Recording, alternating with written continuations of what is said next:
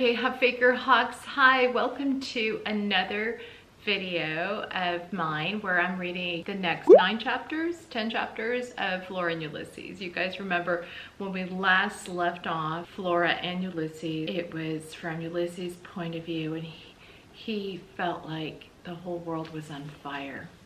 So chapter 10, Squirrel Smuggling.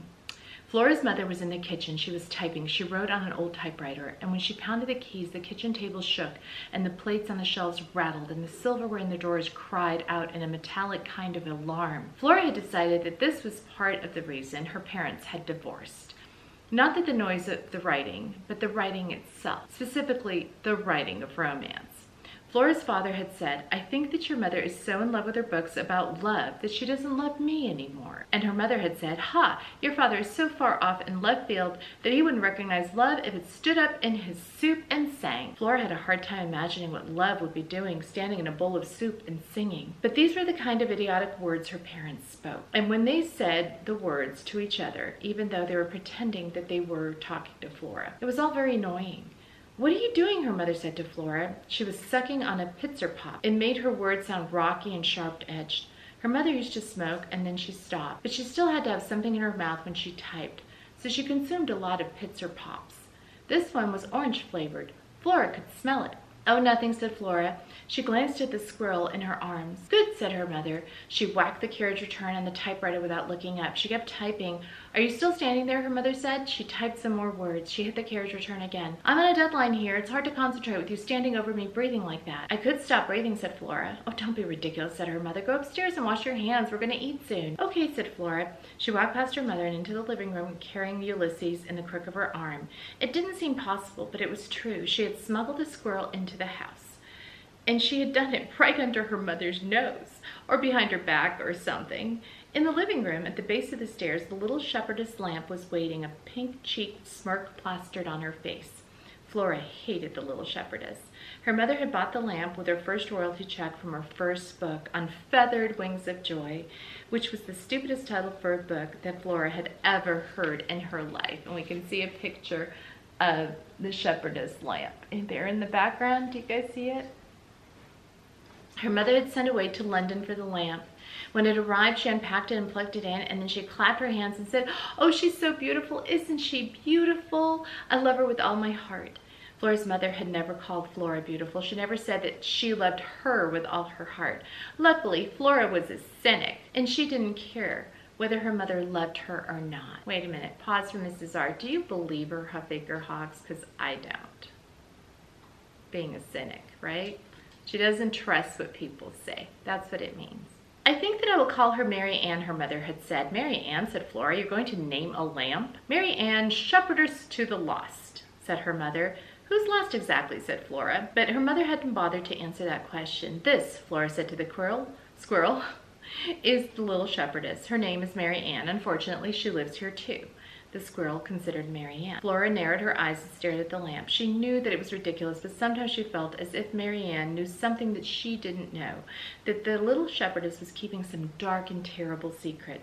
"You stupid lamp," said Flora. "Mind your own business. Mind your own sheep." Actually, there was just one sheep, a tiny lamb curled up at Mary Ann's pink slippered feet. Flora always wanted to say to the little shepherdess, "If you're such a great shepherdess, where's the rest of your sheep, huh?" "We can just ignore her," said Flora to Ulysses. She turned away from the smug and glowing Mary Ann and climbed the stairs to her room, holding Ulysses gently, carefully in her arms.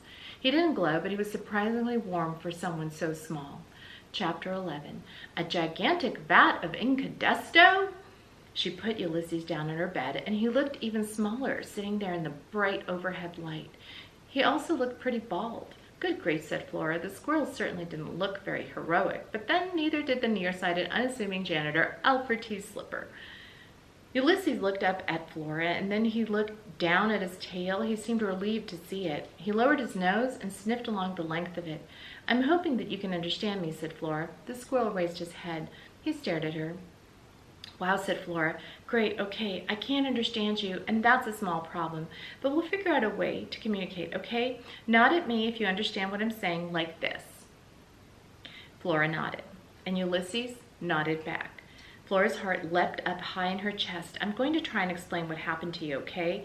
Ulysses nodded his head very fast. And again, Flora's heart leaped up high inside of her in a hopeful and extremely uncynical kind of way. She closed her eyes. Don't hope, she told her heart. Don't hope, instead observe. Do not hope, instead observe was a piece of advice that appeared often in terrible things that can happen to you, according to terrible things. Hope sometimes got in the way of action. For instance, if you looked at your elderly aunt Edith choking on a piece of steak from the all-you-can-eat buffet, and you told yourself, man, I sure hope she's not choking, you would waste valuable time, life-saving, Heimlich maneuver performing seconds. Do not hope, instead observe were words that Flora, as a cynic, had found useful in the extreme. She repeated them to herself a lot. Okay, said Flora. She opened up her eyes. She looked at the squirrel. What happened is that you got vacuumed, and because you got vacuumed, you might have, powers. Ulysses gave her a questioning look. Do you know what a superhero is? The squirrel continued to stare at her. Right, said Flora. Of course you don't. A superhero is someone with special powers, and he uses those powers to fight the forces of dark and evil, like Alfred T. Slipper, who is Incandesto. Ulysses blinked several times in a nervous kind of way. Look, said Flora. She grabbed the illuminated adventures of the amazing Incandesto off her desk. She pointed at Alfred in his janitor uniform. See, she said, this is Alfred, and he is an unassuming, nearsighted, stuttering janitor who works cleaning the multi-floor offices of the Paxatucket Life Insurance Company. He lives a quiet life in his studio apartment with only his parakeet Dolores for company. Ulysses looked down at the picture of Alfred and then up at Flora. Okay, said Flora. So one day, Alfred takes a tour of the Incandesto cleaning solution factory, and he slips, Alfred T. Slipper, get it, into a gigantic vat of Incandesto, and it changes him. And so now when he is in a great crisis, when there is a great crisis, when maleficence is apparent, Alfred turns himself into, Flora flipped through the pages of the comic and stopped at the panel that showed the glowing, powerful Incandesto. Incandesto, she said. See? Alfred T. Slipper becomes a righteous pillar of light so painfully bright that the most heinous villain trembles before him and confesses. Flora realized that she was shouting the tiniest bit. She looked down at Ulysses. His eyes were enormous in his small face. Flora tried to sound calm, reasonable. She lowered her voice. As Incandesto, she said, Alfred sheds light into the darkest corners of the universe. He can fly. Also, he visits the elderly, and that's what a superhero is. And I think you might be one too. At least, I think you have powers. So far, all we know about you is that you are really strong. Ulysses nodded. He puffed out his chest. Flora, her mother shouted, get down here. Dinner's ready. But what else can you do, said Flora to the squirrel. And if you're truly a superhero, how will you fight evil? Ulysses furrowed his brow. Flora bent down. She put her face close to his. Think about it, she said. Imagine what we might be able to do. Florabelle, her mother shouted. I can hear you up there talking to yourself. You shouldn't talk to yourself. People will hear you and think that you're strange. I'm not talking to myself, Flora shouted. Well then, with whom are you speaking? A squirrel. There was a long silence from down below, and then her mother shouted. That's not funny, Florabelle. Get down here right now. And back here is a picture of Ulysses and Flora going through the comic pages. And do you guys see? The amazing Incandesto. Chapter 12, The Forces of Evil. When Flora came back upstairs after dinner, she found Ulysses curled up in a tight little ball, sleeping on her pillow. She put out her hand and touched his forehead with one finger. His eyes twitched, but they didn't open. She picked up a pillow and moved it carefully to the foot of the bed. She changed into her pajamas, lay down, and imagined the words, a superhero squirrel rested at her feet. And so she was not lonely at all, emblazoned on the ceiling above her.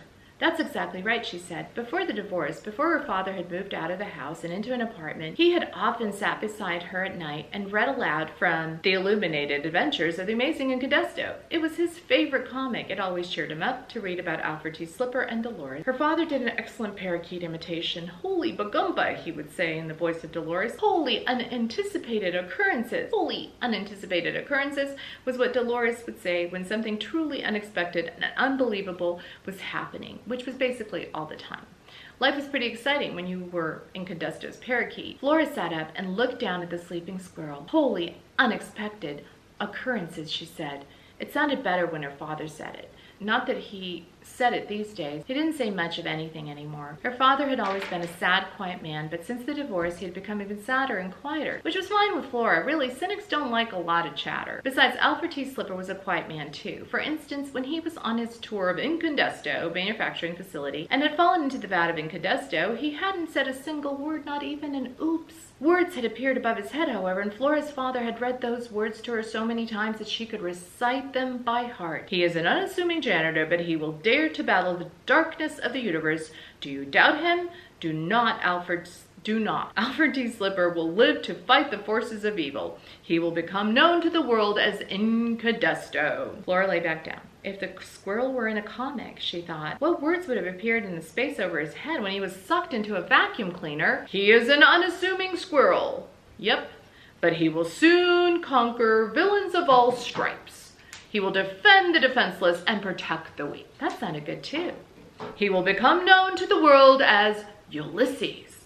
Holy bagumba, anything could happen. Together, she and Ulysses could change the world or something. Do not hope, instead observe. Flora whispered to calm herself down. Just observe the squirrel. And then she fell asleep. Chapter 13. The typewriter. He woke in darkness. His heart was beating very fast. Something had happened. What was it? He couldn't think. He was too hungry to think. He sat up and looked around the room. He was in bed, and Flora's feet were in his face. She was snoring. He could see the outline of her round head. He loved that head. But man, he was hungry. The door to the bedroom was open. Ulysses got off the pillow and went out of the room. He crept along the dark hallway. He went down the stairs and past the little shepherdess. The house was dark, but there was one light on in the kitchen. The kitchen! That's exactly where he needed to be. He put his nose up. He sniffed. He smelled something cheesy, wonderful. He ran through the living room and the dining room and into the kitchen. He climbed up on the counter, and there it was, a lone cheese puff perched on the edge of the red Formica countertop. He ate it. It was delicious. Maybe there were more cheese puffs. He opened the cabinet. Yes, there was a big bag with the beautiful word Cheese-O-Mania written in golden script on the front of it. He ate until the bag was empty, and then he burped softly, gratefully. He looked around the kitchen. This is gonna lead to some trouble, right? In the darkened kitchen, the unassuming squirrel worked slowly. His whiskers trembled. His heart sang. Was he fighting evil? Who could say? Look at what he's doing, you guys. He's typing. Chapter 14. Squirrel Tell. Flora Belle Buckman, get down here right now. Don't call me Flora Belle, Flora muttered. She opened her eyes. The room was bright with sunlight. She had been dreaming something wonderful. What was it? She had been dreaming about a squirrel. In her dream, he was flying with his legs straight out in front of him and his tail straight out behind him. He was a squirrel on his way to save someone. He looked supremely, magnificently heroic. Flora sat up and looked down at her feet. There was Ulysses sleeping on the pillow, and he did look heroic. In fact, he was glowing, just like Incandesto, except oranger. He was extremely orange. What the heck, said Flora. She leaned over Ulysses and reached out a finger to touch his ear. She held the finger up to the light. Cheese. He was covered in cheese dust. Uh-oh, said Flora. Flora, her mother shouted. I'm not kidding. Get down here right now. Flora went down the stairs and past Mary Ann, whose cheeks were glowing a healthy and disgusting pink. You stupid lamb, said Flora. Now, shouted Flora's mother. Flora broke into a trot. She found her mother standing in the kitchen in her bathrobe, staring at the typewriter. What's this? Her mother said. She pointed to the typewriter. That's your typewriter, said Flora. She knew that her mother was absent-minded and preoccupied, but this was ridiculous. How could she not recognize her own typewriter? I know it's my typewriter, said her mother. I'm talking about the piece of paper in it. I'm talking about the words on the paper.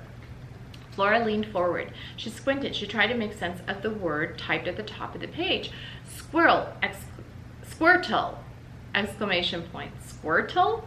Said Flora out loud. She felt a surge of delight at the zippy idiocy of the word. It was almost as good as a word as tootie. Keep reading, said her mother. Squirtle, said Flora again. I am Ulysses, born anew. Do you think that's funny, said her mother. Not really, said Flora. Her heart was beating very fast in her chest. She felt dizzy.